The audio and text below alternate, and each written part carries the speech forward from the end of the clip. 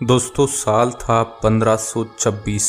बाबर भारत पर शासन करने के लिए इब्राहिम लोदी पर अटैक करता है। इस युद्ध में इब्राहिम लोदी हार जाता है और दिल्ली पर बाबर का कब्जा हो जाता है। लेकिन इसके बाद एक ऐसी घटना होने वाली थी जिसके बारे में किसी ने सोचा भी नहीं था। आज से करीब 492 साल पहले साल 1528 में बाबर की सेना अयोध्या पहुंचती है। कहा जाता है कि तभी बाबर के सेनापति मीर बांकी ने उस मंदिर को तोड़वाया जिस पर करोड़ों हिंदुओं की आस्था टिकी हुई थी और उसकी जगह मस्जिद बना दी गई।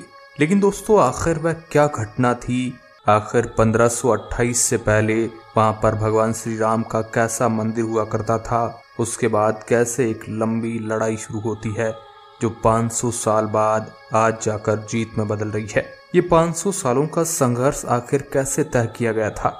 इनमें आखिर क्या क्या घटनाएं हुई? आज राम मंदिर के इतिहास के बारे में पूरा डिटेल में जानेंगे। दोस्तों, अयोध्या के अंदर भगवान श्री राम का मंदिर बनकर तैयार हो चुका है। इतना ही नहीं, 22 जनवरी को भगवान श्री राम के मंदिर की प्राण प्रतिष्ठा भी कर दी गई। ये वो राम मंदिर है जिसको बनते हुए देखना करोड़ों भारतीयों का एक सपना था, क्योंकि इसी जगह पर भगवान श्री राम का जन्म हुआ था और इसे पाने के लिए लगातार 500 सालों तक संघर्ष करना पड़ा। इनमें से कई लोग तो ऐसे थे जिन्होंने पूरी जिंदगी कोर्ट कचहरी में लड़ाई लड़ते गुजार दी। इतना भी आसान नहीं था राम मंदिर के बनने का ये सफर। अब चलिए थोड़ा इतिहास में पीछे चलते हैं और शुरुआत से इस मुद्दे को डिटेल में आपको बताते हैं। 1528 के बाद क्या हुआ ये तो सब लोग जानते हैं। उससे पहले आखिर क्या हुआ था उसके बारे में बहुत कम लोगों को पता है। कहा जाता है कि उस समय अयोध्या पर सूर्यवंशियों का राज कई वर्षों तक रहा था और यहीं पर भगवान श्री राम का जन्म राजा दशरथ के महल में हुआ था। कहते हैं कि भगवान श्री राम के जल समाधि लेने के पश्चात अयोध्या कुछ काल के लिए उजाड़ सी हो गई थी, लेकिन उनकी जन्मभूमि पर बना महल वैसा का वैसा ही था। भगवान श्री राम के पुत्र कुश ने एक बार पुनः राजधानी अयोध्या का पुनः निर्माण करवाया और यहीं पर भगवान श्री राम के बेटे कुश ने अयोध्या के अंदर भगवान श्री राम का मंदिर बनवाया था। अकेले अयोध्या के अंदर सीताराम जी के करीब 3000 मंदिर थे। इसके बाद बीच में जब मंदिरों की हालत लंबे समय के चलते काफी खराब हो गई थी तो कुछ राजाओं ने उन्हें ठीक भी करवाया था। इस तरह समय बीतने के साथ साल आता है 1526 का। दिल्ली पर उस समय इब्राहिम लोदी का राज था। 21 अप्रैल 1526 को पानीपत के नजदीक इब्राहिम लोदी को हराकर बाबर ने दिल्ली पर कब्जा कर लिया। उसके कुछ समय बाद 1528 में बाबर की सेना अयोध्या पहुंचती है और ऐसा बताया जाता है कि बाबर का एक सेनापति था मीर बांकी, जिसने भगवान श्री राम के मंदिर को तोड़वा कर ध्वस्त कर दिया और उसकी जगह एक मस्जिद को बना दिया गया, जिसे बाद में बाबरी मस्जिद कहा गया। और ये घटना हिंदू लोगों के आस्था पर बहुत बड़ी चोट थी। कहा जाता है कि बाबरी मस्जिद के बनने के काफी समय बाद जयपुर के राजा जयसिंह द्वितीय कोशिश करते हैं कि वो मस्जिद वाली जमीन वापस मिल जाए, लेकिन उनकी कोशिश कुछ ज्यादा तो रंग नहीं ला पाई। ये बात है 1717 की, लेकिन उन्होंने इतना जरूर करवा दिया था कि मस्जिद के पास ही एक राम चबूतरा वो बनवा देते हैं ताकि हिंदू लोग वहां पर पूजा कर पाए। कहा जाता है कि अकबर और जहांगीर के शासन काल में हिंदू लोग यहाँ पर एक चबूतरे के रूप में पूजा करते थे, लेकिन इसके बाद एक बार फिर क्रूर शासक औरंगजेब ने अपने पूर्वज बाबर के सपने को पूरा करते हुए यहाँ पर मस्जिद का निर्माण करवा दिया और उसका नाम बाबरी मस्जिद रख दिया। चबूतरा होने की बात यूरोपीय जियोग्राफर जोसेफ टाइनथैलर ने भी कही थी। 1776 से 1771 के बीच वे वहीं पर थे और उन्होंने अपनी रिपोर्ट में इस बात का जिक्र किया कि वहां पर एक राम जी का चबूतरा था। ये वक्त था जब मुसलमान मस्जिद के अंदर नमाज पढ़ते थे और हिंदू बाहर चबूतरे पर पूजा किया करते थे। मगर मंदिर गिराए जाने के 250 साल बाद भी हिंदू इसे भूले नहीं थे। यूं तो अयोध्या के अंदर भगवान श्री राम के हजारों मंदिर थे, मगर वो ये बात नहीं भुला पा रहे थे कि भगवान श्री राम के जन्म स्थान की जगह मंदिर तोड़कर मस्जिद क्यों बना दी गई। 1813 में हिंदुओं की तरफ से दावा किया जाता है कि जिस जगह पर बाबरी मस्जिद को बनाया गया था उसी जगह पर रामलला का जन्म हुआ था। मतलब कि बाबरी मस्जिद के ऊपर 3 गुंबद थे और इन गुंबदों के नीचे ही रामलला के जन्म का मुख्य स्थान माना जाता है।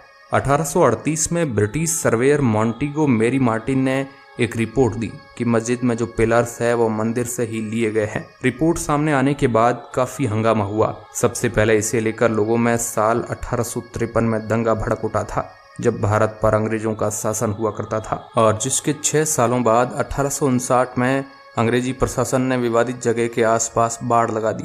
मुसलमानों को ढांचे के अंदर और हिंदुओं को बाहर चबूतरे पर पूजा करने की इजाजत दी गई, लेकिन अभी भी हिंदुओं की तरफ से आक्रोश कम नहीं हुआ था।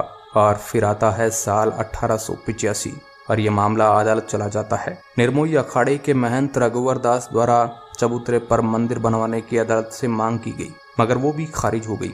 भले ही जैसे तैसे करके अंग्रेजों ने एक बार के लिए इस विवाद को शांत करवा दिया, लेकिन कई सालों बीतने के बाद इसका असली विवाद शुरू हुआ। फिर साल 1949 में एक ऐसी घटना हुई जिसने कई लोगों को हैरान कर दिया, क्योंकि 23 दिसंबर 1949 को अचानक सुबह जो विवादित ढांचा था उसके अंदर भगवान श्री राम की एक मूर्ति मिली। हिंदू पक्ष का दावा था कि ये मूर्ति अपने आप वहां पर प्रकट हुई थी, जबकि मुसलमानों ने आरोप लगाया कि किसी ने रात में चुपचाप मूर्ति वहां पर रख दी थी। जब ये बात बाहर फैली तो दोनों पक्षों के लोग वहां पर बड़ी तादाद में पहुंचने लगे। जब विवाद ज्यादा हुआ तो यूपी सरकार ने मूर्तियां हटाने का आदेश दिया, लेकिन जिला मजिस्ट्रेट के नायर ने दंगों और हिंदुओं की भावनाओं के भड़कने के डर से इस आदेश को मानने से इनकार कर दिया, क्योंकि उन्होंने गवर्नमेंट से कह दिया कि अगर मूर्ति हटाई गई तो यहाँ पर इतनी ज्यादा भीड़ है वो बेकाबू हो सकती है। सरकार ने इसे विवादित ढांचा मानकर ताला लगवा दिया, लेकिन फिर भी हिंदू और मुसलमानों में आक्रोश शांत नहीं हुआ। साल 1949 में फैजाबाद सिविल कोर्ट में 2 अर्जी दाखिल की गई। इसमें एक में रामलला की पूजा की इजाजत और दूसरे में विवादित ढांचे में भगवान राम की मूर्ति रखे रहने की इजाजत मांगी गई। बाद में भी लंबे टाइम तक मुस्लिम पक्ष और हिंदू पक्ष दोनों की तरफ से लगातार अपनी अपनी कोशिश की गई।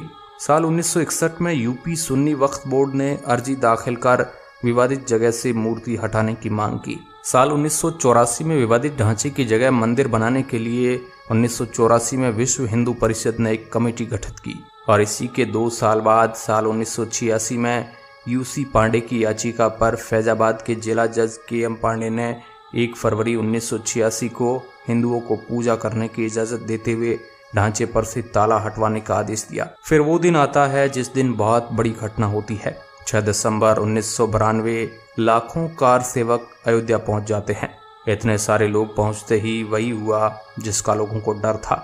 लोग 11:50 पर गोबंद पर चढ़ जाते हैं और करीब 4:30 बजे तक कार सेवकों की ये पूरी टीम तीनों ढांचे को गिरा देती है।